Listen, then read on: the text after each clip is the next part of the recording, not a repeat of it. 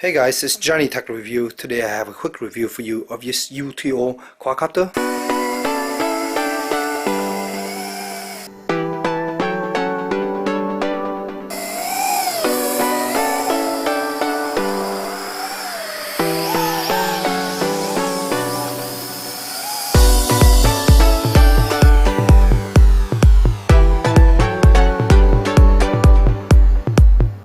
So this is quite a large quadcopter. It's made out of foam, and you also have this really nice large plate for this quadcopter. You have the quadcopter. You also have a little charger to charge the battery. This battery is actually kind of big. You have this 7.4 volt 850 milliamp battery, and then you also have the controller here, and the controller takes actually 6 battery. I'm not sure why it takes 6 battery. The range on this is typical 150 feet, so I don't see the need to really take 6 battery, but it does take 6 battery. It's pretty nice, comfortable controller. The controller is designed to have a camera control, but this quadcopter doesn't come with a camera. So first of all, I want to say that this quadcopter for me, it was very fun to play with. First day I took this quadcopter out, it was kind of windy, and it's not really acrobatic, even at really high speed rate. You have 3 speed mode that you can change to, and what happened is on the first day, after I pushed it really hard against the wind, one of the motor burned out. So I contacted the company and they sent me another one as a replacement. You can see here.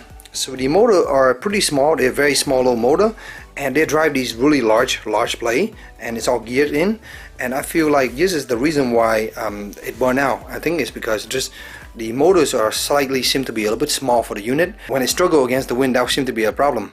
So anyway, on my second unit I did the same thing, and actually it was fine this time. So maybe my first unit was just a lemon or something, but yeah, the second unit works fine. Even though this is a foam setup, overall it's somewhat of a heavy quadcopter, so it's very balanced, and it can take a lot of damage and hit. I run this into 3 wall and it seemed to be okay. Just be really careful because it is made out of foam, and just like this you can actually get stuck in the tree quite easy with this guy. So for the beginner, I find this quadcopter is very easy because it's pretty stable out in the wind. Playing with wind that's more than 15 miles per hour is kind of tough. Anything under 8 miles per hour, I think you're going to be pretty happy with this quadcopter here. You got this controller here. On up switch here, you got some trim function. You have your throttle here, and you have these 2 buttons up top. One is for speed control, so you can change to the 3 different speed. And then you have over here the little flip. You can press this once, and then you can just use this stick, and it will do a flip. And down here you have some buttons for the cameras and stuff, but of course those aren't available in this unit. But I do want to show you, I guess you can buy camera option because they have place here to actually mount camera, and then there's actually a pin here that you can actually plug your camera in, so that kind of give you an idea. So I just have a plug in here. You can see it's flashing right now, and we're gonna go ahead and turn this on and pair it. Just down, up, down, and now it's ready. A little bit power. So you can see that the quadcopter itself is actually quite loud. I think between the motor and the gear, these gears are plastic gear and they're quite loud. And with the big blades, you can really hear the quadcopter when it's up in the air. It sounds kind of ominous and scary on the air. So yeah, it's not a very quiet quadcopter if you want to play with that. This is quite loud. So as far as the range, like I mentioned before, you can get about 150 feet with this guy, and that's basically about it. When it loses reception, it just drop out of the sky and fall down, and that's what happened. So I don't understand the point of having 6 AA battery in here. I thought more battery would result in better transmission, but in this case it's just typical like any other quadcopter, so I don't understand why you need so much battery in this guy. As far as playtime, you can expect about 8 to 10 minutes of playtime with this guy, max out.